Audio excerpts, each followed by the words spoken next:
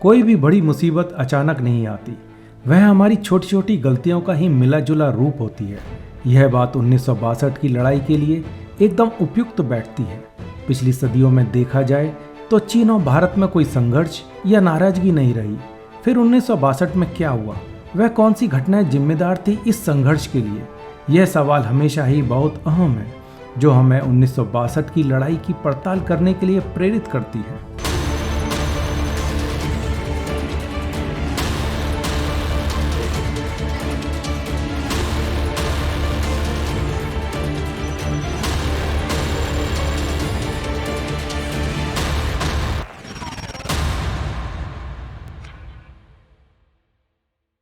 आज़ादी के बाद नेहरू सेना को लेकर आशंकित थे। उन्हें डर था कि सेना में राजनीतिक महत्वाकांक्षा न विकसित होने लगे। जवाहरलाल नेहरू ने के.एम. करियप्पा को देश का पहला सेना अध्यक्ष नियुक्त किया, लेकिन जानकार बताते हैं कि करियप्पा नेहरू की पहली पसंद नहीं थे। उन्होंने पहले नत्थू सिंह और फिर राजेंद्र सिंह को इस पद की पेशकश की, लेकिन इन दोनों ने ही इस पद के लिए यह कहकर मना कर दिया कि वह करियप्पा से जूनियर हैं और करियप्पा ही इस पद के लिए सबसे उपयुक्त व्यक्ति हैं। नेहरू सेना को लेकर कितने आशंकित थे, यह इस बात से समझा जा सकता है कि उन्होंने सेना अध्यक्ष का कार्यकाल पहले 4 वर्ष रखा और इसके बाद घटाकर 3 वर्ष कर दिया। नेहरू का तर्क था कि अपने पद पर अधिक समय तक रहने से सेना अध्यक्ष कहीं राजनीति या सरकार के काम में दखलंदाजी ना करने लगें। लेकिन इस फैसले से सेना और देश को बहुत नुकसान हुआ। करियप्पा 53, नत्थू सिंह 51, थिमैया और थोराट 55 वर्ष की आयु में रिटायर्ड कर दिए गए। यह फैसला दुर्भाग्यपूर्ण था। इस फैसले के कारण सेना अध्यक्ष बहुत कम उम्र में ही रिटायर्ड कर दिए गए, जब वह अपने अनुभव से सेना और देश को बहुत फायदा पहुंचा सकते थे। जानकार मानते हैं कि नेहरू ने अपना पूरा ध्यान वैश्विक मामलों पर अधिक और घरेलू मामलों पर ध्यान कम दिया। इसके उलट चीनी नेता माओ से तुंग का पूरा ध्यान आंतरिक मामलों और अपनी सीमाओं के निर्धारण पर तल्लीनता से ध्यान केंद्रित रहा।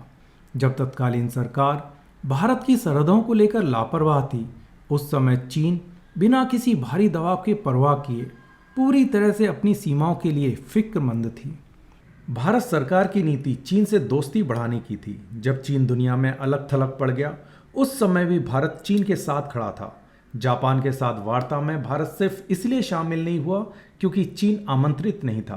भारत इस बात को नहीं समझ सका कि चीन की नज़र शुरू से ही अक्साई चीन पर थी, क्योंकि वह उसके राष्ट्र हित के लिए अत्यंत आवश्यक थी। इस पठारी इलाके के उस पार सामरिक महत्व वाले मध्य एशियाई सिंजियांग प्रांत तक पहुंचने का रास्ता था। भारत चीन की इस चाल से अनजान था, बल्कि इस घुसपैठ की जानकारी भी भारत को कई साल बाद हुई। हमारी फौजी गश्त भी इस इलाके में कभी कभार ही होती थी। चीन तिब्बत में घुस आया और बिना किसी विरोध के उसने तिब्बत पर कब्जा कर लिया।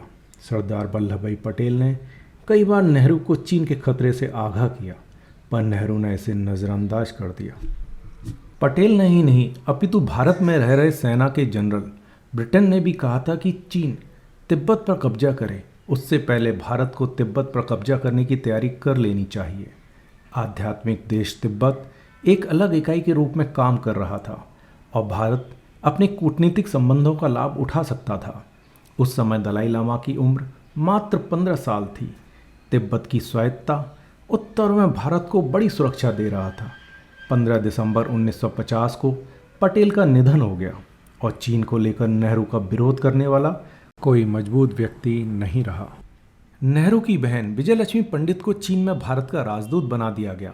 उन्होंने माओ और चीन के प्रधानमंत्री चाओ एन लाई से मुलाकात की और उनसे प्रभावित हुए बिना नहीं रह पाईं। रामचंद्र गुहा अपनी किताब इंडिया आफ्टर गांधी में लिखते हैं, विजयलक्ष्मी अपना एक पत्र नेहरू को लिखती हैं, जिसमें उन्होंने लिखा, माओ एक प्रभावशाली और विनोदपूर्ण व्यक्ति हैं और चाओ एन लाई एक शानदार राजनेता। हमने साथ में खाना खाया और संस्कृति और आपसी संबंधों पर तब तक बात की जब तक कि मैं थक नहीं गई। और इसके बाद नेहरू अपनी काल्पनिक दुनिया में चले गए। हिंदी चीनी भाई भाई का नारा दिया गया।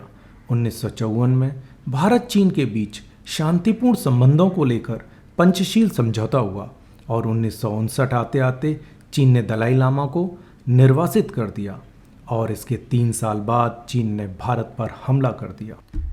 जानकार मानते हैं कि नेहरू ने अपने सलाहकारों का चयन सावधानी से नहीं किया। उनके सबसे नज़दीक थे जनरल थापर, बीएम कॉल और कृष्णा मेनन।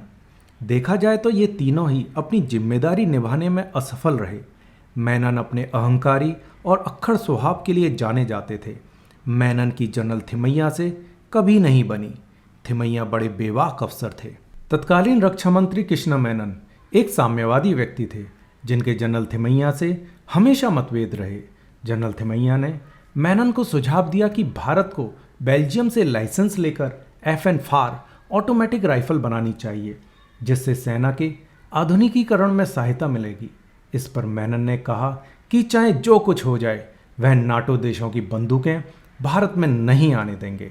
मेनन चाहते थे कि BM कॉल को उत्तर पूर्व कमांड का GCO बनाया जाए, पर थिमैया इसके लिए तैयार नहीं थे। उनका कहना था कि चीन के नज़दीक होने की वजह से उत्तर पूर्व कमांड महत्वपूर्ण है और BM कॉल को फील्ड ऑपरेशंस का तजुर्बा नहीं है। इस मुद्दे पर दोनों में तकरार और बढ़ गई। मेनन ने थिमैया को अमेरिकन एजेंट तक कह दिया। थिमैया ने नेहरू को पत्र लिखकर अपनी नाराजगी जतानी चाहिए, पर नेहरू ने मेनन का ही पक्ष लिया। जनरल थिमैया ने भारी मन से इस्तीफा दे दिया। बदकिस्मती से जब थिमैया रिटायर्ड हुए तो चीन के साथ भारत का सीमा विवाद अपने चरम पर था। सैनिकों को संबोधित करते हुए अपने विदाई भाषण में थिमैया ने कहा, मैं आशा करता हूं कि मेरे सैनिक चीन की तोपों के आगे बेबस खड़े नजर ना आए। ईश्वर तुम सबकी रक्षा करे। चीन से भारत की हार पर अफसोस जताते हुए जनरल थिमैया ने कहा कि काश वे नेहरू को समझा पाते। तो दोस्तों, हम अपने नेक्स्ट एपिसोड में इस तरह की रोचक जानकारियां लाते रहेंगे। देखते रहिए डिफेंस नाउ। वीडियो पसंद आए तो लाइक, सब्सक्राइब और अपने दोस्तों के साथ शेयर जरूर करें। जय हिंद।